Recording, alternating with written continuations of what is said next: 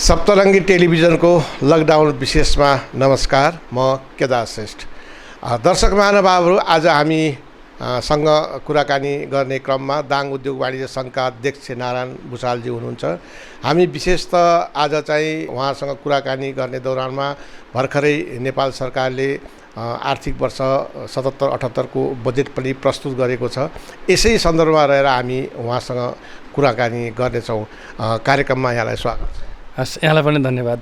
अनि अब त अहिले त देश लकडाउनमा बसेको 2 महिना पनि क्रस भइसक्यो, लगभग आज 68 दिन भइसक्यो। अनि यो अवस्थामा कस्तो छ, के छ, हजुरको स्वास्थ्य कस्तो छ, कसरी दैनिक बिताइराख्नु भएको छ त? हो, यहाँले भने जस्तै हामी करेको आज 68 दिनमा यो लकडाउनको अवधिमा छौँ। यो बिचमा मलाई भन्दा पनि वास्तवमा म एउटा उद्योग वाणिज्य सङ्घको अध्यक्षको नाताले र समग्र व्यवसायहरूको एउटा नेतृत्व गर्ने जो जिम्मेवारी दिनुभएको थियो, त्यो जिम्मेवारी दिएको हिसाबले व्यवसायहरूको पीडामा म एकदमै नजिक छु।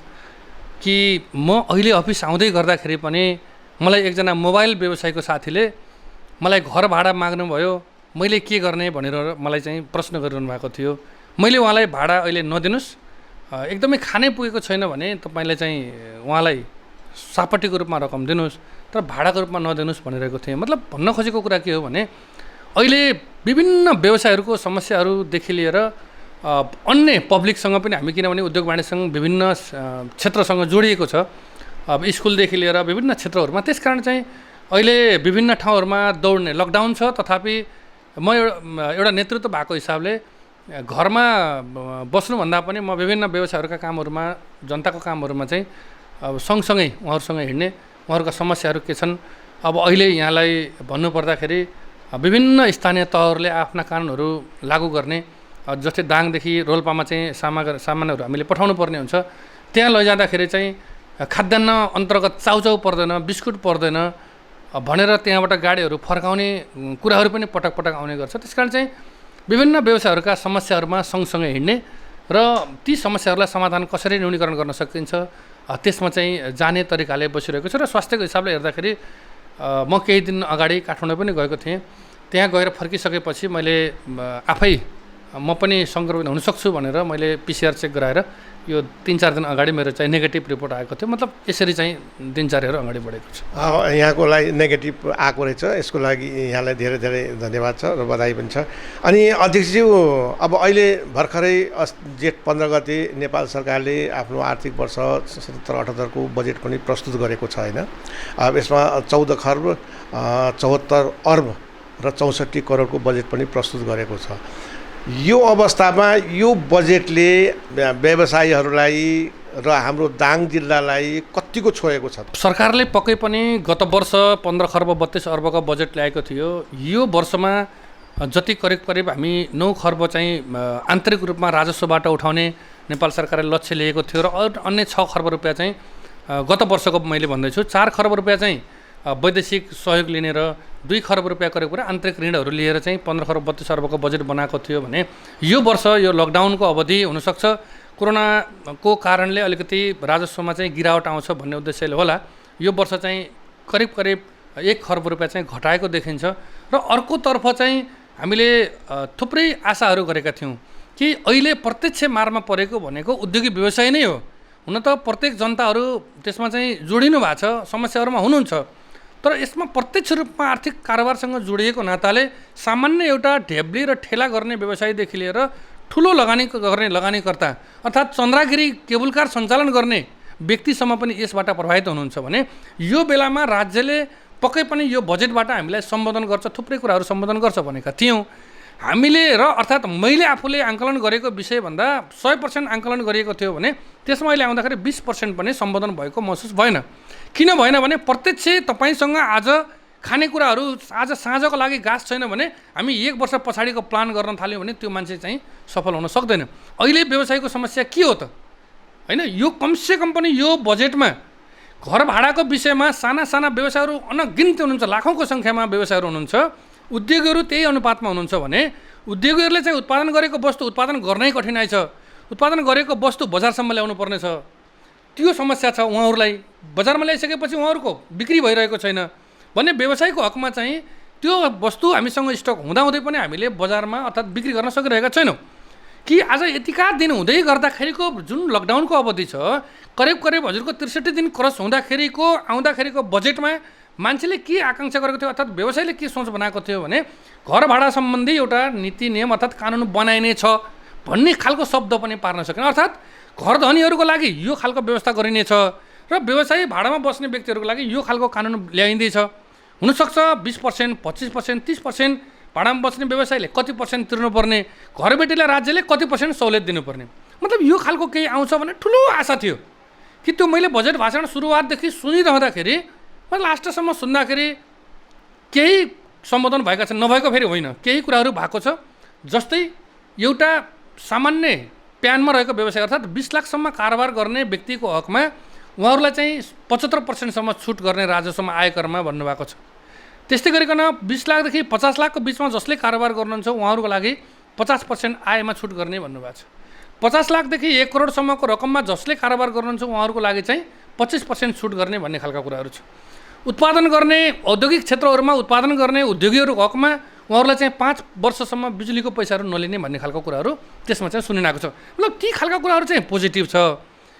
मैले जोड्न खोजेको विषय के हो भने अब आउने दिनहरूको लागि एउटा प्लान गराएर कमसेकम पनि भाडामा बस्ने व्यवसायहरू अर्थात् अहिले चालु हालतमा रहेका व्यवसायहरूलाई कसरी जगडा गर्न सकिन्छ, उत्पादन वृद्धि गर्ने कुराहरू त आफ्नो ठाउँमा छ। अहिले वर्तमान समयमा जुन जुन व्यवसायहरू समस्यामा हुनुहुन्छ उहाँहरूको बारेमा बजेटले चाहिँ छोएको जस्तो अनुभूति भएन।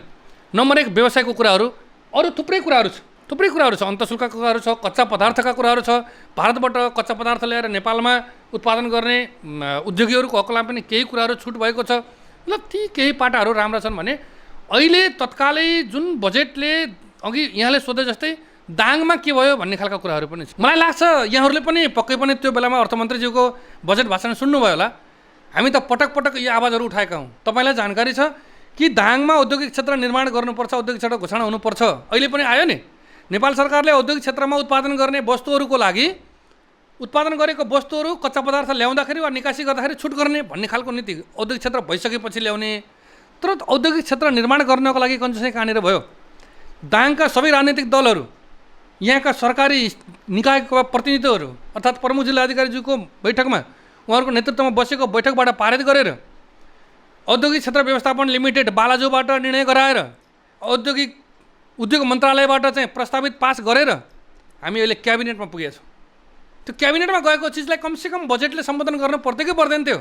आज 7 प्रदेशमा चाहिँ औद्योगिक क्षेत्र घोषणा गर्ने भन्ने खालको कुराहरू छ, हामीले देखिरहेका छौँ कि बजेटमा सुन्दै गर्दाखेरि जहाँ राजधानी हुन्छ त्यहाँ चाहिँ थुप्रै कुराहरू आयो। खानेपानीका कुराहरू आएको छ, हल ठुला सेमिनार हलहरू बनाउने भन्ने खालको कुराहरू छ। जहाँ राजधानी हुन्छ त्यहाँ मात्रै गराउने, अरू स्थानहरूमा बनाउनु पर्दैन।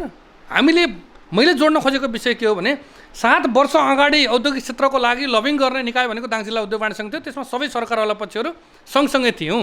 तथापि आज कमसेकम बजेटले सम्बोधन गर्छ होला भनेको त्यो सम्बोधन हुन सकेन। 7 प्रदेशमा 7वटा औद्योगिक क्षेत्र घोषणा गर्ने भनेको छ, तर त्यसलाई प्राथमिकता कहाँ दिने भनेको छ भने जहाँ राजधानी हुन्छ त्यहाँ भनेको छ।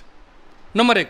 नम्बर 2 हामीले भनेका थियौँ नापतौलको कार्यालयहरू आज भैरवा क्षेत्र र चाहिँ नेपालगञ्ज क्षेत्रमा मात्रै छ, अर्थात् बाँकी जिल्ला रूपन्देहीमा छ। बाँकी र रूपन्देही जानको लागि दाङबाट रूपन्देही जानको लागि र दाङदेखि चाहिँ नेपालगञ्ज जानको लागि एउटा काँटा चेक गराउन जानु पऱ्यो भने गाडीले 5,000 रुपियाँ लिन्छ, 6,000 रुपियाँसम्म लिन्छ। एउटा सानो व्यवसायीले पसल सुरुवात गर्दै हुनुहुन्छ भने तपाईँ ढक काँटा चेक नगराएको खण्डमा तपाईँ कारबाहीमा पर्नुहुन्छ। काँटा किनिसकेपछि ढक काँटा किनिसकेपछि तपाईँ नेपालगञ्ज जान सक्नुहुँदैन। त्यस कारण चाहिँ सम्भव हुन्छ भने सकेसम्म स्थानीय तहलाई जिम्मेवारी दिउँ। त्यो पनि छैन कमसेकम जिल्लामा दिनुहोस्, त्यो पनि छैन भने कमसेकम पाएक पर्ने क्षेत्रमा त एउटा नापतोलको कार्यालय दिनुहोस् भनेर हामीले लबिङ गऱ्यौँ। नापतोलको विभागमा हामी पुग्यौँ, उद्योग मन्त्रालयमा पुग्यौँ, सामान्य प्रशासन मन्त्रालयमा पनि फाइल अगाडि बढ्यो, ओएनएम सर्वे भयो। तर त्यसले कहाँनिर रोक्यो त? हामीले यहाँका जनप्रतिनिधिसँग कुराकानी गऱ्यौँ, सङ्घीय संसदहरूसँग कुरा भयो, तपाईँहरूको काम भइरहेछ हुन्छ भन्नुभयो। तर आज बजेट आउने बेलामा किन त्यो चिज सम्बोधन भएन? त्यसको जवाब दिने कसले? अनि दाङको कतिवटा चाहिँ तपाईँ बजेट भाषण सुनिरहँदाखेरि हामीले के प्राप्त गर्यौँ त? दङ्गालीहरूले के प्रतिबद्धता हिजोका दिनहरूमा गरेका थियौँ। हिजो चाहिँ शहीद मार्गको कुराहरू छ, शहीद मार्गलाई निरन्तरता दिने, त्यो त भन्नुपर्छ। तपाईँ बाटो खोलिसकेपछि त्यसमा ग्राभेल गर्न र कालोपत्री गर्नको लागि तपाईँलाई चाहिँ निरन्तरता हुन्छ भन्ने खालको चाहिँ शब्दको जरुरी छैन। स्वाभाविक रूपमा त्यो गर्नै पर्ने हुन्छ। त्यस कारण चाहिँ नयाँ चिज के आयो त?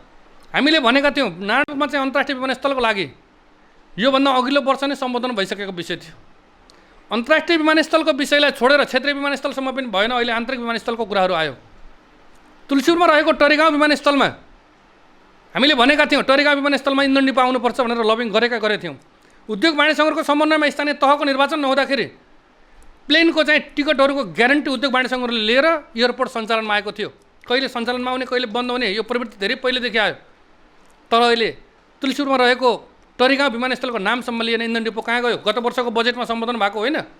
यहाँ त कुरा के छ भने बजेटमा सम्बोधन भएको विषयहरू पनि लागू हुँदैन, काम हुँदैन। हिजो एकलौटी सरकार थियो, अर्थात् निरङ्कुश सरकार थियो।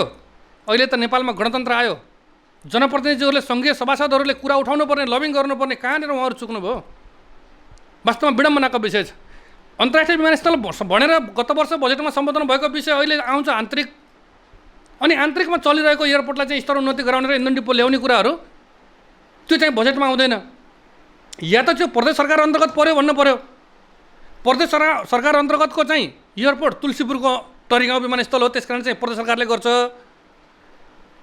आन्तरिक जुन भनिएको छ त्यो चाहिँ आन्तरिक होइन, क्षेत्रीय हो। त्यस कारण चाहिँ अर्थात् अन्तर्राष्ट्रिय विमानस्थल भोलि बनाउने खालको कल्पना हो। त्यस कारण चाहिँ अहिले बजेटमा आएको भनेर उहाँहरूले यहाँका जनप्रतिनिधिहरूले अर्थात् सङ्घमा नेतृत्व गर्ने व्यक्तिहरूले त्यसको चाहिँ स्पष्टीकरण दिनुपर्ने हुन्छ कि जनतालाई। त्यस्तै गरेर अन्य विषयहरू पनि छ। दाङको कुराहरू गर्दाखेरि राप्ती स्वास्थ्य विज्ञान प्रतिष्ठानको कुराहरू छ। हामीले पाएको गहना हो। राप्ती प्रादेशिक अस्पताल तुलसीपुर र दाङमा रहेको राप्ती स्वास्थ्य विज्ञान प्रतिष्ठान हो। त्यसमा चाहिँ गत वर्ष तलबमा चाहिँ 12 करोड रुपियाँ आयो, 3 करोड रुपियाँ पुँजीगतमा आयो। अहिले भनिँदैछ कि 15 करोड रुपियाँ चाहिँ राप्ती स्वास्थ्य विज्ञान प्रतिष्ठानलाई बजेट आयो भनेर बाहिर ल्याइएको छ कुराहरू। मलाई जानकारी छ कि म पनि अलिकति चासो राख्ने व्यक्ति हो। हिजो जसरी 12 करोड रुपियाँ तलब आयो, 3 करोड रुपियाँ पुँजीगतमा बजेट आयो, त्यसै तरिकाले अहिले पनि फेरि 12 करोड रुपियाँ नै तलब, 3 करोड रुपियाँ पुँजीगतमा आएको छ। त्यसो भए त दाङभरि आएको बजेटलाई दाङभरि कति कर्मचारीहरू हुनुहुन्छ उहाँहरूको तलबलाई सबै जोडेर यो दाङको विकासमा हो भनेर भन्दै भइहाल्यो नि। 15 करोड रुपियाँ यदि पुँजीगतमा हो भने हामी धन्यवाद दिन्छौँ। तथापि त्यो पुँजीगतमा होइन। हामीले भवन बनाउँदै गरेको भवनको अहिले बजेट प्राप्त भएको छैन, ठेकेदारले काम छोड्दै हुनुहुन्छ। उहाँहरूको पेमेन्ट गराउने कसले?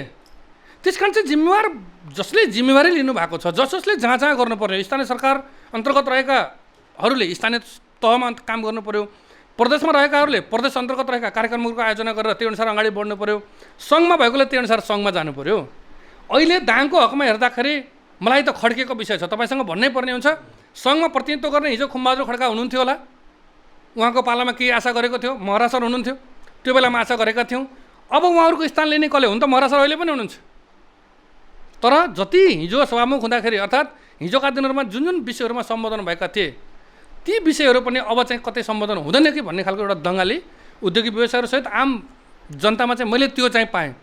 मैले हिजोदेखि भनिरहेको छु कि अस्ति मैले बजेट सुने, हिजो अलिकति अध्ययन गरौँ भनेर अध्ययन पनि गरियो। आज तपाईँले सोधिरहँदाखेरि मैले आज बिहान 2-3वटा स्ट्याटस पनि लेखेको छु कि यो वर्ष जुन व्यवसायहरूले आयकर तिर्न सक्नुहुने स्थिति छैन, यहाँ गाँस कसरी हाल्ने भन्ने खालको कुराहरू छ, घर भाडा कसरी तिर्ने भन्ने खालको कुराहरू छ, छोराछोरीलाई भर्ना कसरी गराउने, पढाउने कसरी भन्ने खालको चिन्तन चाहिँ व्यवसायहरूमा छ। कोरोनाको कारणले 5 जनाको मृत्यु भएको छ। यहाँ त लकडाउनको कारणले थुप्रै व्यक्तिहरूले आत्महत्या गर्नुभएको छ। त्यो स्थिति भोलि यही उद्योगिक व्यवसायमा आउन सक्दैन भन्ने खालको कुराहरू होइन। कतिपय व्यवसायहरू त यस्तो अवस्थामा हुनुहुन्छ अहिले कि मैले साँझ खान पाएन भनेर मैले हिजो मात्रै 2 केजी दाल दिएको छु एकजना व्यवसायीलाई। मसँग चामल छ, मसँग दाल किन्ने पैसा छैन भनेर बिचरा रुन आउनुभयो। मसला माग्नु भएको थियो, मसला हामीसँग थिएन, हामीसँग दाल स्टक थियो। मैले उहाँलाई हामीसँग पनि धेरै स्टक थिएन, 2 केजी दाल थियो, मैले हामीसँग भएको यही दाल भनेर उहाँलाई दाल दिएको छु। मतलब व्यवसायहरू अब माग्न हिँड्ने कन्डिसनमा पुगिसक्नु भएको छ। आयकरको रकम कमसेकम जति छुट गर्ने भनेको छ सरकारले, यो वर्ष छुट गर्नु पऱ्यो। आउने असोज मसान्तसम्म प्यानका व्यवसायहरूले आन्तरिक रूपमा चाहिँ उहाँहरूले आफ्नो आय सार्वजनिक गर्ने क्रममा अर्थात् उहाँहरूले 5,000 बुझाउनु पर्ने, 7,500 बुझाउनु पर्ने, त्यो रकम छुट गर्नुपर्ने हो नि। अब भनिँदैछ के भनेपछि 77-78 को लागि अर्को वर्ष, यो असोजमा होइन, तपाईँ अर्को आउने असोजको लागि चाहिँ छुट गरिदिने भन्ने खालको उदाहरण पनि कहीँ हुन्छ। अध्यक्षजी, यहाँले भर्खरै अहिले नारायणपुरको एयरपोर्टको कुरा राख्नुभयो, त्यो बजेटमा पनि आइसकेको छ अहिले होइन। अब अन्तर्राष्ट्रिय स्तरको एयरपोर्ट बनाउने भनेर त्यहाँ चाहिँ सामान्य एउटा फिजिबिलिटी अध्ययन पनि भएको थियो। अब यो आन्तरिक जुन चाहिँ अब एयरपोर्टको त्यहाँ जुन धारणा ल्यायो, यसले जो टरीगाउँको एयरपोर्टलाई असर गर्ने हो कि यो त्यो, या त तरिगाउँको एयरपोर्टलाई नै हटाउनेतिर त सरकार लागेको छैन कतै। यहाँले भने जस्तै म त्यति विशेषज्ञ त होइन, म एकदमै चाहिँ त्यो लेभलमा म पुगेको छैन। तर मलाई जहाँसम्म लाग्छ यो आन्तरिक एयरपोर्ट बनाउने भनेर जब बजेटमा सम्बोधन भइसकेपछि हाम्रो जिल्लाको संरचना त्यस्तै खालको छ। लमई देउखरी उपत्यका हेर्नुहुन्छ भने लमई र भालुबाङ बजारहरू छ, बिचमा सिसनिया छ। त्यस्तै गरेर यहाँ पनि के छ भने घोराई र तुलसीपुर छ, बिचमा नारायणपुर छ अर्थात् बिजौरी छ। यहाँनिर केही वर्ष पहिले कस्तो खालको स्थिति बनेको थियो भने अस्पताल बनाउने सवालमा पनि अञ्चल कार्यालयहरू सबै तुलसीपुर हुने, अञ्चल अस्पताल किन घोराई हुने, अनि यो बिचमा पनि केही द्वन्द्वहरू भयो। घोराईकोले तुलसीपुरले घोराई यो खालको स्थिति भइरहेको अवस्थामा मतलब अहिले पछिल्लो चरणमा त त्यो चिज छैन, किनभने अहिले धेरै चेतनाको स्तर पनि बढेको छ। त्यो पक्कै पनि त्यो कसैले पनि सोचेको छैन। तथापि अहिले जब भइरहेको विमानस्थललाई स्तर उन्नति गरेर सम्भव भएसम्म आन्तरिक रूपमा चलाउन सकिन्छ भने त्यसलाई चाहिँ के अरे हाम्रो इन्धन डिपो स्थापना गरेर अलिकति स्पेस बढाउन सकिन्छ भने त्यसलाई स्पेस बढाएर आन्तरिक रूपमा चलिरहेको छ। हामीसँग 16 सिटी आएको छ भने त्यसलाई 42 सिटीमा लैजानु पर्ने थियो। किनभने भइरहेको चिजलाई हामी पनि कुनै पनि चिजहरू अहिले यहाँदेखि प्युठान जुन मुर्कुटीको सडक थियो, मुर्कुटीको सडकलाई नै किन स्तर उन्नति वृद्धि गर्न थालियो त? अर्को ट्र्याक खोल्यो भए मुलाबारीको बाटो पनि त गइरहेको थियो नि। किन मतलब भन्दाखेरि मार्गको नामकरण गरेर त्यसको स्तर उन्नति गर्न थालियो त भनेपछि पुरानो ट्र्याक खुलेको थियो, त्यहाँ सजिलो भयो। त्यस्तै गरिकन तुलसीपुरमा रहेको हामीसँग त 24 किलोमिटर नै हो, त टाढाको विषय त छैन। त्यस कारण चाहिँ तुलसीपुरमा रहेको 24 किलोमिटर घोराइबाट जाने ठाउँ छ भने आन्तरिक विमानस्थल बिचमा जरुरत थिएन। तर हामीलाई फेरि आवश्यकता छ, किनभने त्यहाँ धेरै ठुलो स्पेस बनाउन सकिँदैन। हाम्रो कन्सेप्ट त कमसेकम बाबाको यसको 100 वर्ष पछिसम्म जानु पऱ्यो नि। अहिलेको यो 2-4 वर्षको कुरा मात्रै होइन। त्यहाँ स्पेस यदि त्यस्तो खालको ठाउँ छैन भने नारायणपुरमा चाहिँ अहिले वर्तमान स्थितिमा ठिक छ, सरकारको त्यो प्लान हो भने ठिक छ, त्यो त जस्टिफाई आउनु पऱ्यो नि, कुरो त क्लियर आउनु पऱ्यो, जनतालाई बुझाउनु पऱ्यो नि। जनता किनभने जनता विभाजन गराउने खालको कुराहरू आउनु भएन कि। आन्तरिक टर्मिनलको रूपमा आन्तरिक चाहिँ विमानस्थलको रूपमा जसरी टरिगाउँ छ भने यसलाई चाहिँ क्षेत्रीय वा अन्तर्राष्ट्रियसम्म लैजान सकिनेछ भनिदिएको भए पनि त्यहाँ कन्सेसन नगरेको भए पनि हुन्थ्यो।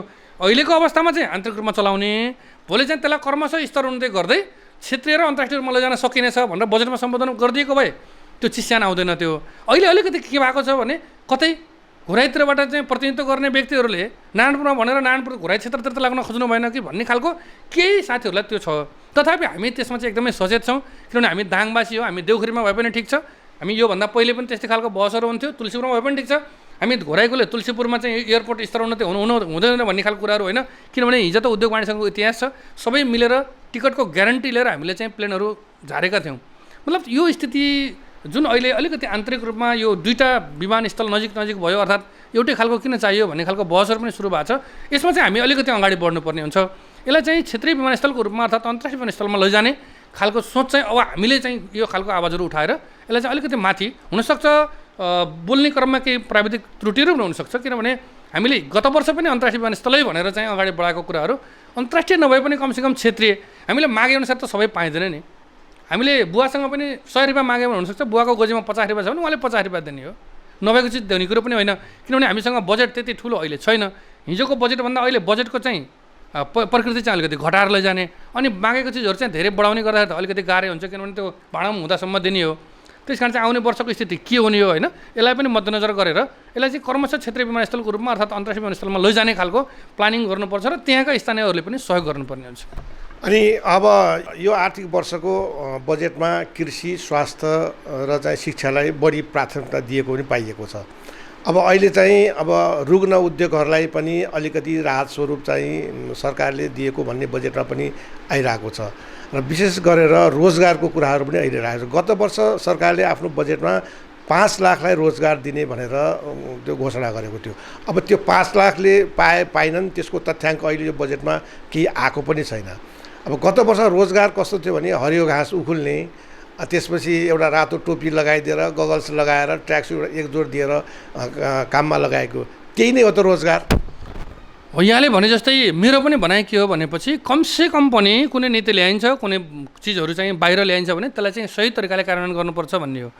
प्रधानमन्त्री स्वरोजगार कार्यक्रम आयो, हुन त 5 लाख होइन 7 लाखले पाउनुभयो होला, खर्च पनि हामीसँग अरबौँ रुपियाँ भयो होला, तर त्यसको आउटपुट के आयो त?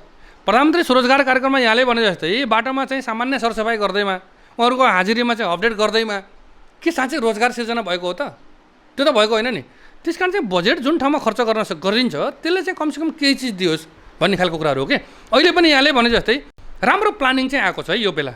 यो वर्ष कस्तो छ भने भारतीय नागरिकहरूलाई पनि नेपालमा यदि श्रम गर्न आउनु पर्यो भने श्रम स्वीकृति लिनुपर्ने छ भन्ने खालको अत्यन्त राम्रो कुरा चाहिँ यो जुन आएको छ नि, यसले चाहिँ नेपाली श्रमिकहरूलाई चाहिँ अलिकति उत्साह पैदा गरेको छ। किनभने अनगिन्ती रूपमा चाहिँ भारतबाट आउने, अहिले पनि यहाँले देख्नुभयो केही दिन अगाडि इट्टाका व्यवसायहरूमा, इट्टाका उद्योगीहरूमा थुप्रै कामदारहरू, हजारौँको सङ्ख्यामा कामदार आउने, हाम्रा कामदारहरू चाहिँ इन्डिया जाने अर्थात् अरू जिल्लाहरूमा जाने जुन खालको प्रवृत्ति थियो, त्यो चाहिँ कमसेकम एउटा श्रम ऐन अन्तर्गत आइदिएपछि अर्थात् श्रम सम्झौता गरेर भारतबाट नागरिकहरू आइदिएपछि अलिकति सहजीकरण हुने अर्थात् कम आउने खालको हुने र नेपाली श्रमिकहरूले त्यहाँ चाहिँ काम गर्नुपर्ने, काम गर्न पाउनुपर्ने एउटा चाहिँ ग्यारेन्टी हुन्थ्यो। अर्कोतर्फ चाहिँ जुन नेपाल सरकारले ल्याएको नीति छ अहिले नयाँ व्यवसाय गर्नको लागि, होइन, नयाँ व्यवसाय गर्दाखेरि तपाईँ चाहिँ एकदमै न्यूनतम 2% ब्याजमा नेपाल सरकारले ऋण उपलब्ध गराउनेछ भनेको छ कि। अब योभन्दा पहिले पनि युवा स्वरोजगारका कार्यक्रमदेखि लिएर बिना धितो लोनका कार्यक्रमहरू आयो, त्यसले के चिजहरू ल्यायो त, कति सहज बनायो। बिना धितो लोन दिने नयाँ व्यवसाय सुरुवात गर्ने व्यक्तिहरूको लागि भनिसकेपछि अर्थात् योभन्दा पहिले पनि प्रदेश सरकारले लिजमा कुनै पनि व्यक्तिले व्यवसाय गर्न चाहन्छ, 5 बिघादेखि माथि कसैले यदि जग्गा लिजमा लिन्छ भने त्यो लिजको पैसा चाहिँ प्रदेश सरकारले बेहोर्छ भनेको थियो कि। त्यसमा कति आकर्षित हुनुभयो त, यसलाई हामी कसरी व्यवस्थित गर्दै लैजाने हो भन्ने खालको कुरा छ। हामीले यो 2% लोन दिने क्रममा अर्थात् कुन ब्याङ्कले दिने हो, सरकारले घोषणा गरेर मात्र त हुँदैन। यहाँ त ब्याङ्कर्सहरूको पनि आफ्नै खालको छ। जसरी हामीले यो लकडाउन सुरु हुनुभन्दा पहिले कमसेकम पनि अहिले ओडी लोनमा भएको रकमहरू जति व्यवसाय उद्योगी व्यवसायहरूले लोन लिनुभएको छ, उद्योग गर्नको लागि, व्यवसाय गर्नको लागि लोन ल्याउनु भएको छ भने त्यो ब्याजमा चाहिँ 10% छुट गर्ने भने हो कि। सम्झौता भएको हो, नेपाल उद्योग वाणिज्य महासङ्घ, नेपाल सरकार रहेर राष्ट्र ब्याङ्क बसेर चाहिँ निर्णय भएको चिज अहिले तपाईँ हाम्रो खाताहरूमा हेर्नुहुन्छ भने 10% नघटाइकन पैसा तानेको छ क्या ब्याङ्कले। भनेपछि सरकारले पैसा दिने त ब्याङ्क थ्रु हो। नेपाल सरकार, उद्योगी र ब्याङ्कर्सको बिचमा बसेर भएको सम्झौता त अहिले ब्याङ्कले चाहिँ 100% ब्याज तानिरहेछ। व्यवसाय खातामा पैसा छैन भने उहाँहरूको चाहिँ ब्याजलाई चाहिँ सामा गाप्ने कुराहरू गरिरहेछ। असार मसानसम्म यदि कसैले ब्याज बुझाउन सकेन भने लकडाउन त कहिलेसम्म थाहा छैन नि, अनि लकडाउन खुल्यो भने पनि व्यवसाय सञ्चालन हुन्छ भन्ने खालको कुरा त छैन। तर यहाँ भइदियो के भनेपछि यदि असार मसान्तसम्म कुनै व्यवसायले पैसा के अरे कुनै ऋणीले ब्याज बुझाएको छैन भने त्यसलाई सामा गाबिने छ भनेको छ कि। अर्को कुरा कसैको खातामा छ भने हिजो भएको सम्झौता त कमसेकम ब्याङ्कले कार्यान्वयन गर्ने कि नगर्ने। यहाँ ब्याङ्कर चाहिँ के नीतिमा बस्नु पर्दैन, ब्याङ्कका जो सञ्चालकहरू हुनुहुन्छ उहाँहरू के नीतिमा बस्नु पर्दैन? त्यो नीतिमा बस्ने स्थिति छ कि छैन त? अब 2% लोनमा ब्याङ्कले पैसा दिन्छ कि दिँदैन? घोषणा गरेर मात्रै त हुँदैन। त्यस कारण चाहिँ 2%को बदला बरु 3% हुन्थ्यो, उहाँहरूलाई के फेसिलिटी दिने, त्यो कसले कार्यान्वयन गर्ने? केन्द्रीय सरकारले घोषणा गरेर मात्रै हुँदैन, यहाँ त टिन्डा सरकार छ, कसले भनेको मान्ने भन्ने खालको कुराहरू पनि छ।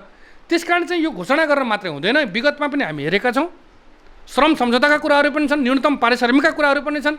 श्रमिकहरूलाई कति चाहिँ कार्यान्वयन गर्न सकिएको छ अहिलेसम्म, होइन? सुरुवात गरेर अर्थात् बजेटमा मात्रै ल्याएर हुँदैन। फेरि चाहिँ मैले अघि पनि फेरि जोडेँ कि तुलसीपुरमा रहेको विमानस्थलमा, टरीगाउँ विमानस्थलमा फेरि इन्धन डिपो स्थापना हुनेछ भनेर त्यो भाषण गरे जस्तै अहिलेसम्म पनि हाम्रो खाली भए जस्तै भाषणमा चाहिँ उद्यमीहरूलाई अर्थात् युवाहरूलाई प्रोत्साहन गर्नको लागि, अगाडि ल्याउनको लागि 2% ब्याजमा पैसा दिइनेछ भनेर घोषणा गर्ने, कार्यान्वयन हुने बेलामा अर्को वर्षसम्म चाहिँ 2 जनाले नपाउने स्थिति भयो भने यो चाहिँ राम्रो हुँदैन। त्यस कारण चाहिँ सरकारले बजेट ल्याउने, त्यो बजेटलाई कार्यान्वयन गर्ने तरिकाले ल्याउनुपर्छ भन्ने हाम्रो स्पष्ट धारणा हो। तपाईँ अहिले हेर्दै हुनुहुन्छ सप्तरङ्गी HD टेलिभिजन।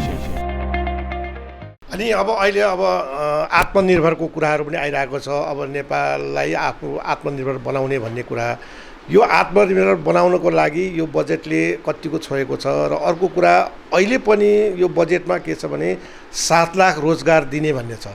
यो रोजगार सृजना गर्नको लागि हामीसँग पूर्वाधारहरू छ त? अहिले कुनै पनि कामहरू गर्ने क्रममा हुन त सरकारले थुप्रै मेहनत गरेको होला, गरेको पनि छ, तर योजनालाई कार्यान्वयन कसरी गराउने भन्ने चुनौती ठुलो छ क्या। किनभने राजनीतिक दलहरूबाट अर्थात् जनताको लेभलबाट गएको एउटा चाहिँ जनप्रतिनिधिहरू हुनुहुन्छ उहाँहरू, तर यहाँ अर्को छ नि त टिम, फेरि जुन ब्युरोक्रेसी छ त्यसले काम कति गर्न दिन्छ भन्ने खालको कुराहरू छ क्या। मैले कर्मचारीलाई दोष लगाउन खोजेको विषय होइन, तथापि जुन नीति सरकारले ल्याउँछ नीतिलाई कार्यान्वयन गर्ने र काम गर्न सहजीकरण गर्ने त कर्मचारी लेभलबाट हो, होइन? 5 लाख जनतालाई गत वर्ष रोजगार सिर्जना गराउने भनेर जुन नीति ल्याएको थियो त्यसलाई केही मिट गर्नको लागि प्रधानमन्त्री स्वरोजगार कार्यक्रम आयो। अब यो वर्ष प्रधानमन्त्री स्वरोजगार कार्यक्रम अगाडि लैजाने हो भने कमसेकम पनि अहिलेदेखि त कमसेकम प्लान गरौँ न। यहाँहरूलाई जानकारी छ कि कुनै पनि एउटा योजना नबनाइकन अहिले बजेट आयो, यो बजेट आइसकेपछि तपाईँ देख्दै गर्नुहुन्छ पुलको कुनै ठाउँमा बजेट पऱ्यो भने त्यसको कार्यान्वयन सुरुवात गर्ने टाइम भनेको कहिलेदेखि हुन्छ? अहिले पनि यही घोराई बजारमै हेर्दाखेरि पनि सडकहरू के आज यो जेठको 15 गतेबाट काम सुरु गर्ने हो? अहिले पनि काम सुरु भएको छैन। अब तपाईँलाई म भन्दैछु बर्सात लाग्न थाल्यो, अब असार 1 गतेबाट काम सुरु हुन्छ। असारे बजेट भन्छन् नि। अहिले पनि हेर्नु बजारभरि बाटाहरू त रिङ्ग छ। म बारम्बार कराएको कि यो कमसेकम सहरका बाटाहरू त सुरुवात गरौँ। मतलब योजना बनाउनु पऱ्यो। सरकारले बजेट अहिले ल्यायो, बजेट ल्याउनको लागि माघदेखि चाहिँ छलफल सुरु भयो यो आउने वर्षको लागि। अब काम गर्नको लागि कमसेकम श्रावण 1 गतेदेखि त कमसेकम हामी सुरुवात गरौँ। यो कसले छेक्छ क्या? यो लास्टमा माघ फागुन चैत वैशाख सिजनभरि सबै सिद्धिन्छ अनि लास्टमा पैसा खर्च गर्नको लागि त्यो धुमधाम चाहिँ मेहनत हुन्छ। त्यस कारण चाहिँ अहिले प्रधानमन्त्री रोजगार कार्यक्रमदेखि लिएर यहाँले भने जस्तै 7 लाख युवालाई रोजगार सिर्जना गर्ने भने रोजगार सिर्जना दिने कसले? रोजगार दिने कसले? उद्योगी व्यवसायले कति रोजगार दिएको छ? त्यो उद्योगी व्यवसायलाई संरक्षण गर्ने के चिजहरू आयो त?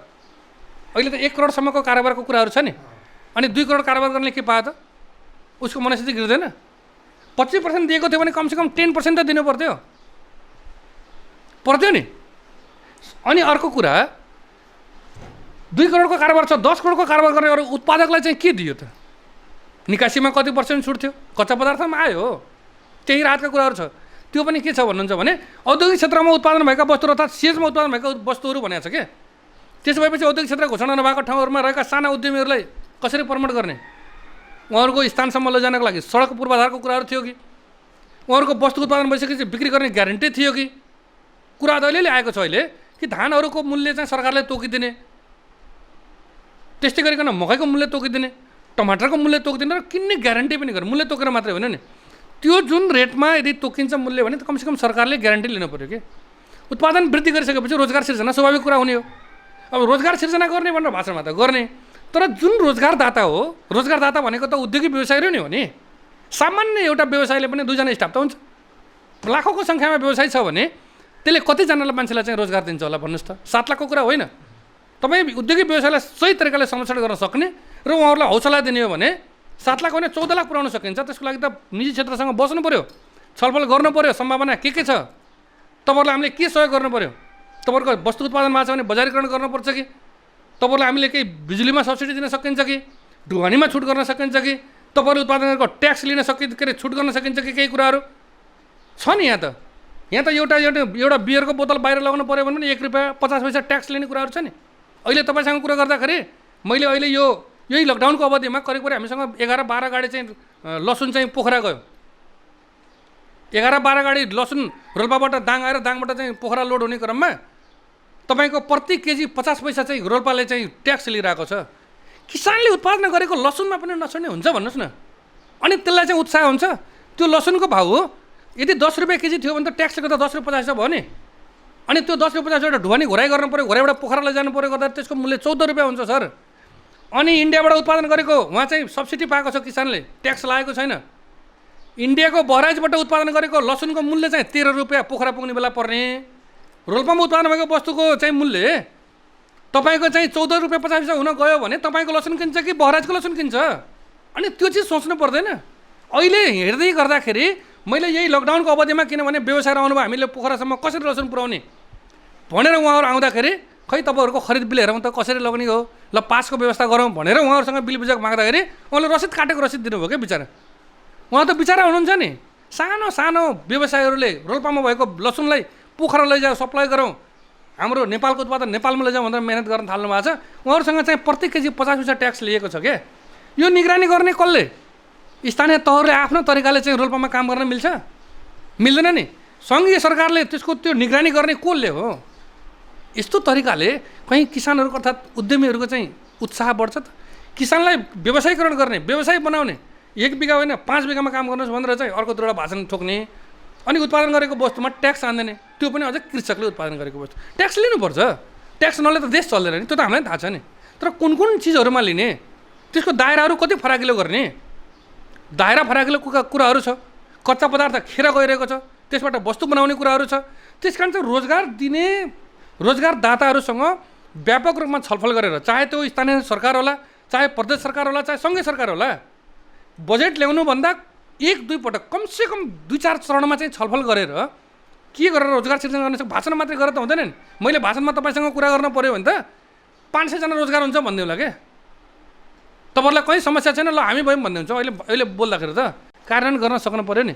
त्यसैले चाहिँ भाषण मात्रै नभएर 7 लाख होइन, मैले भन्दैछु फेरि पनि नेपालका निजी क्षेत्रसँग बसेर सही तरिकाले छलफल गर्ने, त्यो सङ्घीय सरकारमा, प्रदेश अन्तर्गत रहेका प्रदेशमा र तल्लो स्थानीय तहमा रहेको स्थानीय तहमा सही तरिकाले छलफल गर्न सक्ने यसको मोडेल एउटा तयार गर्ने भने 7 लाख होइन, म भन्दैछु 14 लाखले चाहिँ रोजगार पाउनु। अहिले यो अवस्थामा कोरोनालाई प्राथमिकता दिएर यो बजेट आएको जस्तो लागेन हजुरलाई? होइन, त्यो त स्वाभाविक कुरा हो, किनभने स्वास्थ्य क्षेत्रमा करिब 12 अर्ब रुपियाँ चाहिँ छुट्याएको कुराहरू छ होइन।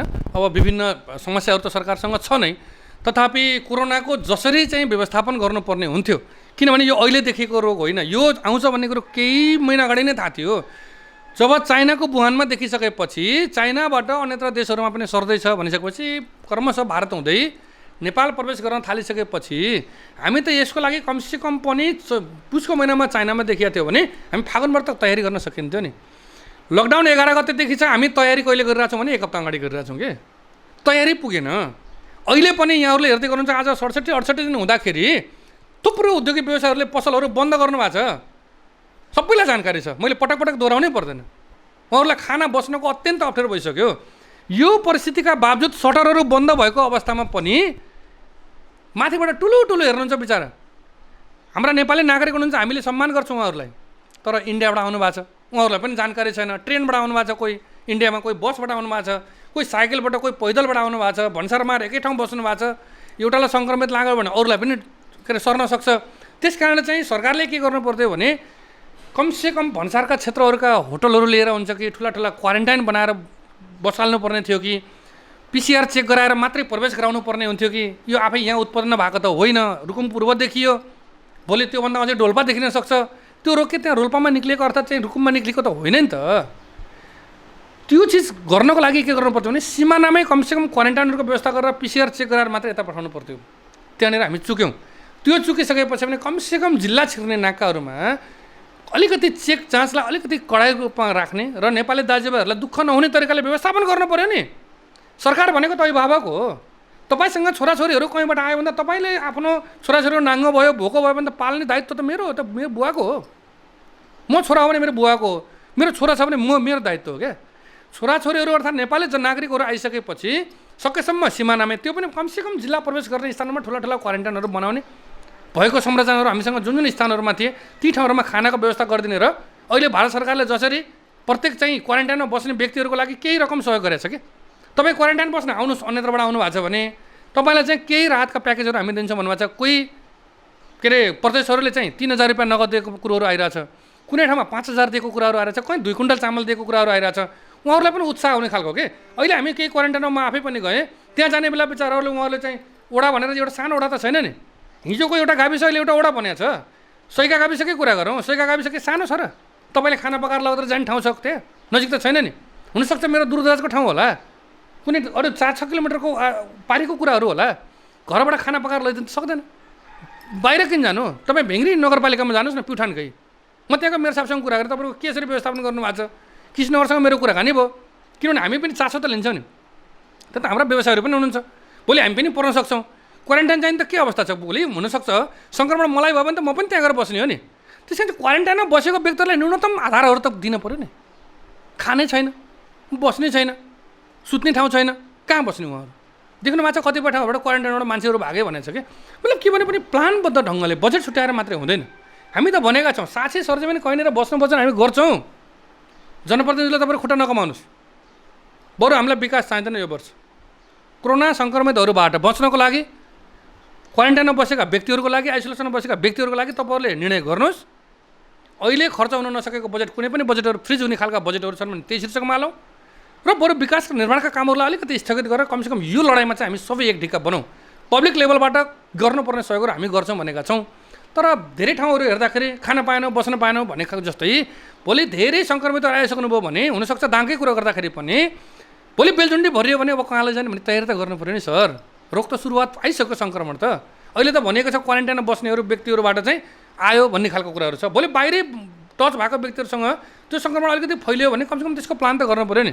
500-700 व्यक्तिहरू बस्न सक्ने, हजारौँ व्यक्तिहरू बस्न सक्ने आइसोलेसन केन्द्रहरूको चाहिँ अलिकति तयारी गर्नु पऱ्यो। गरौँ त, गर्नु होला फेरि सबै कुरा, किन मलाई नै जानकारी हुनुपर्छ भन्ने पनि छैन। तथापि हामी पनि एउटा सरकारवाला पक्ष त हो त, समस्या नै पर्यो। हिजो त यहाँहरूलाई जानकारी छ नि, बाढी गयो, सबैभन्दा पहिले उहाँहरूलाई खुवाउनु पऱ्यो नि। अब यहाँले क्वारेन्टाइनको कुरा ल्याउनु भयो होइन। हामी रिपोर्टिङ गर्ने दौरानमा हिजो मात्रै पनि बेलजुन्डीबाट 8 जना चाहिँ पोजिटिभवाला उहाँहरू नेगेटिभ भएर उहाँ घर फिर्ता हुनुभएको छ। उहाँहरूसँग हामी कुरा गर्ने दौरानमा क्वारेन्टाइनमा यति अव्यवस्थित छ, केही व्यवस्थित छैन, न हात धुने छ त न त्यहाँ साबुन राखेको छ। यसले गर्दाखेरि नै मलाई सङ्क्रमण सरेको हुनसक्छ भनेर एकजनाले हामीलाई त्यो कुरा जानकारी गराउनु। यसबारेमा तपाईँ त मैले यहाँलाई जोड्न खोजेको विषय नै यहीँनिर हो। मैले के जोड्न खोजेको भने सरकारले जति स्वास्थ्यको लागि बजेटहरू छुट्याएको छ त्यो बजेट व्यवस्थापन गर्नको लागि, सही ढङ्गले सदुपयोग गर्नको लागि आजैदेखि हामी लाग्नु पऱ्यो क्या। बजेट भाषण 15 गते आयो, अब हामी कानमा तेल हालेर चाहिँ आउने माघको महिनामा पुसको महिनासम्म बस्ने होइन कि, सुरुवात गर्नु पऱ्यो। त्यही योजना नभएको कारण आज क्वारेन्टाइनहरूमा मान्छे हिजो के आकलन गर्न सकिन्न। मेरो दाङमा अर्थात् मेरो स्थानीय तहमा कति पब्लिकहरू आउँदैछ, कति नेपाली नागरिकहरू आउँदैछ, कति दङ्गालीहरू आउँदैछ भन्ने खालको सोच त कमसेकम त्यो त योजना बनाउनु पऱ्यो नि। 5000 मान्छे कुनै स्थानीय तहमा आउँदैछ भनेपछि 5000 मान्छे ल्याएर राख्ने कहाँ होला, कसरी राख्ने होला, अर्को चेक जाँच कसरी गर्ने होला, हामीसँग भिटिएमको अवस्था के छ, नेपाल सरकारसँग कति आउन सक्छ, हामीले खरिद गर्ने कति हुनसक्छ, यो कहाँ पाइन्छ, पिपी कहाँ चाहिन्छ, एम्बुलेन्सका ड्राइभरलाई राख्ने ठाउँ कहाँ होला। मतलब यी खालको व्यवस्थापनको तयारीका पाटाहरू कमजोर भयो। कमजोर भइसकेपछि सबै ठाउँमा होइन, फेरि केही ठाउँमा राम्रो पनि भएको छ। तथापि ती कमजोरी भएका ठाउँहरूमा मैले यहाँलाई अलिकति जोड्न खोजेको विषय के हो भने जनप्रतिनिधिज्यूहरू हिजो 4वटा 5वटा वडाहरू गाभेर एउटा वडा बनाएको छ कि, त्यो 4वटा 5वटा गाउँ के अरे वडाहरू गाभिएर भन्दाखेरि हिजो तपाईँ 44 सालमै हेर्दा पनि एउटा वडामा 5 जना जनप्रतिनिधि हुनुहुन्थ्यो। अहिले 4वटा 5वटा गाब्दाखेरि 20 जनाको काम चाहिँ अहिले 5 जनाले गर्नु परेको छ। 4वटा गाभियो भने त एक वडामा आयो नि। हिजो एउटा वडामा भएको 5 जना प्रतिनिधि बराबर अहिले चाहिँ 5वटा वडामा भएको बराबरको जनप्रतिनिधि हुनुहुन्छ। मतलब सङ्ख्या चाहिँ घट्यो जनप्रतिनिधिको। घटिसकेपछि त के गर्नु पऱ्यो, अरूसँग पनि सहकार्य गर्नु पऱ्यो होइन। सहकार्य गर्ने निकाय को हो त?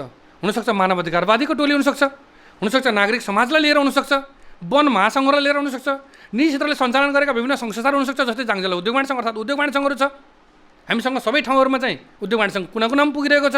त्यहाँ व्यवसायहरू हुनुहुन्छ, सामाजिक व्यक्तित्वहरू हुनुहुन्छ, उहाँहरूसँग राय लिनु पऱ्यो, सहकार्य लिनु पऱ्यो। राजनीतिक दलहरू हुनुहुन्छ, उहाँहरूसँग सहकार्य गरेर यसलाई व्यवस्थित गराउनमा हुनसक्छ श्रमदानकै आवश्यक पर्ने हो कि आर्थिकै आवश्यक पर्ने हो कि, त्यो चिजहरूमा अलिक खुल्ला दिलले सबै जनप्रतिनिधिहरू कमसेकम वडाको स्तरमा छ भने वडा स्तरबाट, स्थानीय तहको लेभल छ भने स्थानीय तहको लेभलबाट, अलि माथिल्लो लेभलबाट छ भने त्यो लेभलबाट कमसेकम पनि व्यवस्थापन गर्नको लागि यो मेरो मात्रै दायित्व हो, यो मैले मात्रै गर्न पाउनुपर्छ भनेर यस्तो अवस्थामा चाहिँ एक्लै हिँड्ने खालको कन्डिसन हुनु हुँदैन। यसमा सहकार्य एउटा चाहिँ सबैको सद्भावना अर्थात् सबैको मनोभावनालाई बुझेर यो बेलामा चाहिँ सहयोग गर्ने दाताहरू थुप्रै हुनुहुन्छ। विदेशमा बस्ने नागरिकहरूले पनि सहयोग गर्न खोज्नु भएको छ। उद्योगी व्यवसायहरूले पनि सके जति हिजो त गर्नुभयो नि, छँदासम्म त धेरैले गर्नुभयो। अब केहीलाई समस्या परिसक्यो, हुन त उद्योगी व्यवसायहरूले पनि आफ्ना व्यवसायहरूलाई कसरी संरक्षण गर्ने भन्ने अर्को चिन्ता त छँदैछ। त्यसमा पनि अहिले पनि गर्नुहुन्छ। आवश्यक परेपछि नगर्ने कसले गर्दैन होइन, गर्छ नि। तर त्यहाँ खानेपानीको व्यवस्थापनको कुराहरू छ, शौचालयमा फिनाइलको व्यवस्थाहरूको कुराहरू होला होइन, सामान्य बिजुलीको कुराहरू होला, ती चिजहरू त व्यवस्थापन गर्न सकिन्छ नि होइन। त्यतिलाई पनि सहजीकरण गर्नु पऱ्यो नि। मलाई अहिले यहाँले भन्नुहुन्छ भने 1-2 जना वडा अध्यक्षले बाहेक अहिलेसम्म कसैले कुरा गर्नु भएको छैन कि। अनि उहाँहरूको त दायित्व हो त, हुन त हाम्रो पनि दायित्व हो। तर हामी खोज्दै जाने तपाईँहरूकोमा के छ भन्नुभन्दा भने ल हामीलाई पनि यो खालको समस्या पऱ्यो भनिसकेपछि त हामीले पनि आफ्नो क्षेत्रबाट के गर्न सकिन्छ त त्यो पनि गर्न खोज्छौँ। हिजो गरेको पनि हो र गरेर पनि रहेछौँ। फेरि कतिपय कुराहरू बाहिर फेसबुक सामाजिक सञ्जालमा आउनुपर्ने हुन्छ भने कतिपय कुराहरू फेरि आन्तरिक रूपमा पनि गर्न सकिन्छ। हामीले थुप्रै कामहरू चाहिँ यो बिचमा डेलिभरीका कामहरू पनि गऱ्यौँ। किसानहरूलाई चाहिँ हामीले भनेका छैनौँ कि हामीले विभिन्न किसानका फर्महरूमा उद्योग वाणिज्य सङ्घको आज पनि गाडी गुडिरहेको छ। हामीले बाहिर प्रचारभन्दा पनि वास्तविक यथार्थ किसानसँग गएर यहाँले बुझ्न सक्नुहुन्छ कि हामीले किसानका टमाटरहरू बिक्री भएको छैन भने बाहिरका चाहिँ मन्डीका व्यवसायहरूसँग समन्वय गरिदिने, उहाँहरूले बारीमै फाल्नुपर्ने बुटै उखालेर फाल्नु भएको छ कतिपय ठाउँमा टमाटरहरू। त्यो ठाउँमा चाहिँ हामीले तपाईँहरूले नफाल्नुहोस्, बरु 10 रुपियाँ केजी पनि कमसेकम नाँटघाट पुऱ्याइदिन्छौँ हामीले भनेका छौँ। त्यस्तै गरेर हाम्रा गाडीहरू दिएका छौँ हामी। म उद्योग वाणिज्य सङ्घ अध्यक्षको हिसाबले पनि हाम्रा पदाधिकारीहरूले पनि गाडी दिनुभएको छ। हामी 1 दिन दिन सक्छौँ, 2 दिन दिन सक्छौँ। हाम्रा अरू डिलरका व्यवसायहरू हुनुहुन्छ, उहाँहरूसँग अहिले गाडीहरू खाली छ। अहिले लकडाउनको कारण गाडी कुद्न पाएको छैन। गाडीका इन्जिनहरू चाहिँ अब सिज हुन थालिसके, मतलब गाडी स्टार्ट नहुने कन्डिसन हुन थाल्यो। कमसेकम घर बसेको गाडीलाई ड्राइभरलाई उहाँहरूले खाना खान दिनुभएको छ, उहाँहरूको पनि तरकारी बजारसम्म आछ भनेपछि त राम्रो कुरा हो नि। त्यस कारण चाहिँ हामी लोकप्रियताको हिसाबले भन्दा पनि खास स्थानमा कहाँ पुग्ने हो त्यो ठाउँमा चाहिँ पुग्ने कोसिस गरिरहेछौँ। तर सम्भव कस्तो हुँदो रहेछ भने 5वटा गाडी हामी दैनिक रूपमा गुडाउन थाल्छौँ भने यहाँ चाहिँ 10-12जना चाहिँ किसानहरू एकैपटक आउने, त्यसपछि चाहिँ अलिकति समस्याहरू त्यो चाहिँ परेको छ होइन। तथापि हामीले तेल चाहिँ उद्योग वाणिज्य सङ्घले व्यवस्थापन गरिदिएको छ। अहिले पनि उद्योग वाणिज्य सङ्घले तेलको व्यवस्थापन गरिदिने, ड्राइभरलाई खाना उहाँहरूले खुवाउने र तरकारी चाहिँ सकेसम्म बजारहरूसम्म त्यहाँ टमाटर चाहिँ बुटै उखालेर फाल्नु पर्ने अर्थात् काँक्राहरू चाहिँ गाई गोरुलाई खुवाउनु पर्ने कन्डिसन छैन। अब त्यस्तो ठाउँहरूमा चाहिँ हामीले सहयोग गरेका छौँ। अब समग्र रूपमा एकदम छोटकरीमा भनिदिनुहोस् न त, अहिले यो 77-78 को बजेट यहाँको नजरमा कस्तो किसिमको छ? मैले सुरुमा पनि भनेको थिएँ बजेट केही सकारात्मक छ, 25% चाहिँ सकारात्मक छ भने 75% जुन अहिलेको अवस्थामा, अब यो अरू कुराहरू छोडौँ, यो कोरोना भाइरसबाट जति अप्ठ्यारोमा पर्नु भएको छ विभिन्न औद्योगिक व्यवसायहरू सहित विभिन्न क्षेत्रमा जहाँ प्रत्यक्ष रूपमा असर परेको छ त्यो ठाउँमा चाहिँ आज सम्बोधन हुन्छ भनेर जेठको 15 गते 4 बजेपछि कान कानमा मोबाइलहरू राखेर रेडियोहरू राखेर घर घरमा टेलिभिजनहरू खोलेर बसिरहँदाखेरि करिब 1.5 घन्टाको बजेट भाषणपछि जुन क्षेत्रले एकदमै आशा गरेको थियो त्यो क्षेत्र चाहिँ अत्यन्त निराश भएको छ। तथापि सरकारले अझै बजेटमै मात्रै होइन कि सरकार छ भन्ने अपनत्व दिनको लागि बजेटमा सम्बोधन नभए तापनि पहिलो प्राथमिकता भनेको घर भाडामा बस्ने र घरबेटीहरूको बिचमा एउटा नीति ल्याइदिनु पर्यो। यो होइन कि भोलि चाहिँ यो यति नीति ल्याइएन भने लकडाउन खुलेको अवस्थामा पनि घरबेटीले भाडा माग्ने, उसले चाहिँ घर भाडामा बस्ने व्यक्तिले चाहिँ मैले भाडा बन्दको अवस्थामा दिन सक्दैन भन्यो भने त्यहाँ द्वन्द्वको स्थिति हुनसक्छ। त्यस कारण चाहिँ पहिलो प्राथमिकता यो दिनुपर्ने, मतलब समग्रमा हेर्दाखेरि 25% चाहिँ राम्रो छ बजेट। अब मैले अघि भने जस्तै केही नयाँ उद्यमीहरूको लागि 2%मा लोनमा पैसाहरू दिने कुराहरू छ, कच्चा पदार्थमा आयात गर्दाखेरि छुट गर्ने कुराहरू छ, साना व्यवसायहरूलाई प्यानका व्यवसायहरूलाई करोडसम्म कारोबार गर्ने व्यवसायहरूलाई केही मात्रामा भए पनि राहतका कुराहरू छ। यसले चाहिँ केही गर्न खोजेको जस्तो चाहिँ देखिन्छ। तर समग्रमा हेर्दाखेरि कतै यो ललिपप देखाएर होइन, ललिपप देखाएर ठग्न खोजिएको त होइन, अर्कोतिरबाट तान्न खोजिएको त होइन भन्ने खालका कुराहरू छ। किनभने हामीले उठाएका एजेन्डाहरू जति एजेन्डाहरू हामीले माग गरेको थियो, महासङ्घले माग गरेको थियो, महासङ्घले पनि त्यहाँ पठाएको थियो, ती मागहरूको बारेमा सम्बोधन नहुँदाखेरि कतै छुट्यो कि भन्ने खालको आशंका चाहिँ छ। तर हामी फेरि सरकार भनेको अभिभावक हो, हामीले चाहिँ केही आशा चाहिँ गर्नुपर्छ। आशा मरिसकेको छैन, त्यसमा हामी अझै सकेसम्म लबिङ गर्छौँ र सकेसम्म व्यवसायहरूलाई सम्बोधन हुने तरिकाले सरकारले चाहिँ सम्बोधन गर्छ भन्ने कुरामा चाहिँ म विश्वस्त छु। तपाईँ त दाङ उद्योग वाणिज्य सङ्घको नेतृत्व पनि सम्हाल्नु भएको छ होइन। अब नितान्त चाहिँ व्यवसायहरूको एउटा गुनासो हाम्रो टेलिभिजन मार्फत हामी तपाईँलाई राख्न चाहन्छौँ। अब लकडाउनको आज 68औं दिन छ, 7औं चरणको लकडाउन 20 गते सकिँदैछ। यो लकडाउन नै यसको चाहिँ समस्या समाधान हो कि भनेर व्यापारीको एक गुनासो छ भनेपछि व्यापारीहरूको गुनासो के छ भने जस्तो हप्ताको 2 दिन ब्याङ्क खुल्छ, न त्यहाँ सामाजिक दूरी कायम छ, न कुनै सेनिटाइजरको व्यवस्था छ, त्यस्तो भिडभाड हुँदा ब्याङ्क चाहिँ चालु हुने, खाद्यान्न पनि चालु हुने। हाम्रो व्यवसायमा चाहिँ हामी सामाजिक दूरी गरेर केही समय हप्ताको 2 दिन 3 दिन भए पनि हामीलाई खोल्न दिनुहोस् भन्दा हामीलाई नदिने, यो उहाँहरूको गुनासो छ। यसलाई तपाईँहरू कसरी व्यवस्थापन गर्नुहुन्छ? अब यहाँले जुन प्रश्न सोध्नु भएको छ त्यो मेरो पनि प्रश्न हो कि मैले व्यवसायले त बिचरा मलाई सोध्नु भएको छ, हजुरलाई पनि सोध्नु भएको छ। अब यो मैले सोधेको प्रश्नको जवाब कसले दिने भन्ने विषय छ कि मैले पटक पटक भनिरहेको छु कि ब्याङ्कहरू 1 हप्ताको 6 दिन खुल्ने ब्याङ्कहरू तपाईँको अब त्यसलाई 2 दिनमा ल्याइदिएपछि अझ त्यो पनि दिनको 3 घन्टा ल्याइदिएपछि अनि भिड नभएर के हुन्छ? अनि ब्याङ्कमा जति कर्मचारीहरू हिजो हुनुहुन्थ्यो त्यो कर्मचारीभन्दा बेसी बढ्नु भएको छैन। फेरि अझ उस्तै पऱ्यो भने 7 जना कर्मचारीले ब्याङ्क चलाएको थियो भने अब चाहिँ उहाँहरू कोही घर जानुभएको छ, कोही बिदा हुनुहुन्छ, कोही यहाँ लकडाउन गरेर आउनु सक्नु भएको छैन। 7 जना भएको ठाउँमा 4 जनाले चलाउनु भएको छ। टाइम पनि हाम्रो छोटियो, कर्मचारी सङ्ख्या पनि घट्यो होइन। त्यस कारण चाहिँ जुन अनि अरू कार्यक्रमहरू पनि अब तपाईँको लकडाउन जति पछाडि जाँदैछ भुक्तानीका कुराहरू छ, विकास निर्माणका कामहरूको भुक्तानीका कुराहरू छ, सामाजिक सुरक्षा भत्ताका कुराहरू छ, विविध कारणहरूले गर्दाखेरि ब्याङ्कमा चाहिँ अत्यधिक भिड बढ्यो। हामी अन्तको पनि प्र्याक्टिस हेरौँ। मैले त प्रमुख जिल्लाधिकारीज्यूलाई पटक पटक भनेको छु कि हाम्रो यो कि दाङ कि छुट्टै अरू कोही 78औं जिल्ला पर्छ र यो त अन्यत्र पर्दैन, यो पनि त नेपालै हो। कमसेकम रूपन्देहीको हेरौँ, काठमाडौँको हेरौँ, काठमाडौँमा चाहिँ 8 बजेदेखि साँझ 5 बजेसम्म मजाले चाहिँ खाद्यान्नको पसलहरू खुलिरहेछ। अन्यत्रको जिल्लाहरूको प्र्याक्टिस हेर्दा पनि दैनिक 2 घन्टा पसलहरू सञ्चालन भइरहेछ। मैले पनि बारम्बार के भनिरहेको छु भने किराना खाद्यान्न किन्न जाने मान्छेलाई कोरोना चाहिँ नलाग्ने, जुत्ता चप्पल एउटा फ्यान्सी अर्थात् एउटा भाँडो किन्न जाने मान्छेलाई चाहिँ के उहाँ खोल्दा बित्तिकै कोरोना लाग्ने हो र? त्यो त होइन नि। लकडाउनको कारण कुरो त के हो भनेपछि मैले बुझेअनुसार भिडभाडलाई चाहिँ न्यूनीकरण गर्ने हो। तर यहाँ त भइदियो के भन्नुहुन्छ भने 1 हप्ता खोल्ने पसललाई चाहिँ 3 दिनमा ल्याइदिने, त्यो 3 दिनलाई पनि एक दिनमा चाहिँ 10 घन्टा खोल्ने पसललाई चाहिँ 3 घन्टामा 2 घन्टामा झारिदिने। अनि त्यसपछि चाहिँ मान्छे चाहिँ एकैपटक चाहिँ हुँदैन, एकैपटक हुल्लिँदै गर्दाखेरि झन् त्यो चाहिँ सङ्क्रमण फैलिन सक्ने। यदि एकजनालाई रहेछ भने पनि त्यो चाहिँ धेरैलाई पर्न सक्छ। त्यस कारण चाहिँ मैले त यो स्थानीय तह मेयर साहबसँग पनि कुरा भइरहेछ, जिल्ला दही पूर्वाधार समितिमा पनि पटक पटक कुराहरू भइरहेछ। तर त्यो निर्णय चाहिँ हामीले राखेको कुराहरू अहिलेसम्म वास्तवमै भन्नुपर्दाखेरि सुनवाई चाहिँ भएको छैन। अब हुन्छ तपाईँहरूको चाहिँ भइरहेछ, हुन्छ गरौँला सल्लाह गरौँला भन्ने, अब विवादमा परिन्छ कि भन्ने खालको पनि होला, प्रमुख जिल्लाधिकारीज्यूलाई प्रेसर पनि होला। अब माथिको नीति के छ त्यो आफ्नो ठाउँमा रह्यो। तर कमसेकम पनि अन्य व्यवसायहरूले जुन अनुरोध गर्नुभएको छ, अब जति साना साना सिलाइ कटाइका व्यवसायदेखि लिएर विभिन्न साना व्यवसायहरू हुनुहुन्छ, उहाँहरूले चाहिँ साँझ हामीलाई खाना छैन भन्ने कन्डिसन सिर्जना भइसकेपछि आलो पालो गरेर हामीले आइतबार, मङ्गलबार, शुक्रबार यदि खाद्यान्नका पसलहरू खोल्ने हो भने अन्य बारहरू चाहिँ अन्य व्यवसायहरूलाई खोल्न दिनुपर्छ। त्यसको लागि हुनसक्छ टाइमको सेड्युल मिलाप भयो। 7 देखि 10 बजीसम्म किराना पसल खोलिदिउँ, प्रत्येक दिनै खोलिदिए पनि भयो। 10 देखि 1 बजीसम्म चाहिँ फेन्सी र किरानाका तपाईँको जुत्ता चप्पलहरूको पसल खोलिदिउँ, भाँडाका पसलहरू खोलिदिउँ। 1 बजीदेखि पछि अरू कुनै पसलहरू खोलाउँ। त्यसरी पनि ब्यालेन्स मिलाउन सकिन्छ। एउटा भने अर्को चाहिँ आज खाद्यान्न खोल्छ भने भोलि चाहिँ फेन्सी र चाहिँ भाँडाहरू खोलिदियो, पर्सि फेरि अर्को कुनै वस्तुहरूको पसलहरू खोलिदियो। यसरी पनि हामी व्यवस्थापन गर्न सक्छौँ, सबैलाई चाहिँ राहत हुन्छ। अब यहाँले भने जस्तै पक्कै पनि यो 20 गतेसम्म लकडाउनमा छौँ हामी।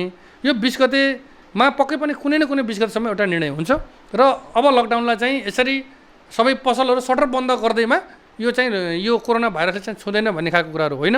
हामी सबै सामाजिक दूरी कायम गरेर, भौतिक दूरी कायम गरेर यसलाई अत्यन्त व्यवस्थित तरिकाले लग्न सकेर सबैको समन्वय भयो भने पक्कै पनि यसले केही चाहिँ राहतको दिन्छ भन्ने खालको कुराहरू छ। पक्कै पनि यहाँको च्यानल मार्फत प्रमुख जिल्लाधिकारीज्यू र यहाँको स्थानीय प्रमुखहरूलाई म विशेष अनुरोध गर्न चाहन्छु। यहाँ घोराइको कुरा मात्रै होइन, अन्यत्र माथि बङ्गला जिल्ला पनि हामीले हेर्नुपर्छ, शान्तिनगरलाई पनि हेर्नुपर्ने हुन्छ। त्यहाँका पनि साना व्यवसायहरू मार पर्नु हुँदैन। सकेसम्म चाहिँ हामीले समय मिलाएर हुन्छ कि दिनको रोटेसन मिलाएर हुन्छ कि अब सबै व्यवसायहरूलाई व्यवस्थित ढङ्गले सञ्चालन गर्ने, त्यसमा चाहिँ कहाँनिर हामीले सहयोग गर्नुपर्ने हुन्छ। किनभने उद्योग वाणिज्य सङ्घको कार्यसमिति मात्र छैन, विभिन्न वस्तुगत समितिहरू छ। भाँडाको वस्तुगत समितिको उहाँहरूको कार्यसमितिमा 15 जना हुनुहुन्छ, फेन्सीमा 15 जना हुनुहुन्छ। फेन्सीलाई 15 जनाले उहाँहरूले परिचालन गर्न दिने, भाँडालाई चाहिँ 15 जना कार्यसमिति, कमसेकम कार्यसमितिले मात्रै परिचालन गरेर स्वयंसेवक रूपमा अगाडि बढ्न सक्यौँ भने हामी पनि त्यसमा चाहिँ जोडिने गयौँ भने र सरकारी स्तरहरूबाट पनि त्यो खालको स्थिति आयो भने कसैले मागेर खानु पनि नपर्ने, धेरै ठुलो समस्या पनि नपर्ने, भिडभाड पनि कम हुने र ब्याङ्कर्सका साथीहरूले पनि समयमै सोच्नु पऱ्यो कि अब हामी काम गर्न सक्ने स्थितिमा छैनौँ कि दैनिक रूपमा चाहिँ ब्याङ्कहरू खोल्ने दिनु पऱ्यो भनेर वातावरण उहाँहरूले पनि माग गर्नु पऱ्यो। हामीले चाहिँ त्यसमा सहकार्य गर्छौँ। हस् त, समय दिनुभएकोमा यहाँलाई धेरै धेरै धन्यवाद। हस्, यहाँलाई पनि धन्यवाद कि पटक पटक यहाँहरूले उद्योग वाणिज्य सङ्घको अध्यक्षको हिसाबले आफ्ना मनमा लागेका कुराहरू यहाँले जुन राख्ने अवसर दिनुहुन्छ यसको लागि म विशेष आभार व्यक्त गर्न चाहन्छु। दर्शक महानुभावहरू, यहाँ समक्ष हामी दाङ उद्योग वाणिज्य सङ्घका अध्यक्ष नारायण भुषाललाई नेपाल सरकारले भर्खरै प्रस्तुत गरेको बजेटको बारेमा र अहिलेको अवस्थाको बारेमा केही कुराकानी उहाँहरूसँग हामीले गऱ्यौँ। अहिलेलाई क्यामेरा पर्सन नारायण नेपालका साथ म केदार श्रेष्ठ बिदा हुन्छु। हेर्दै गर्नुहोला सप्तरङ्गी टेलिभिजन।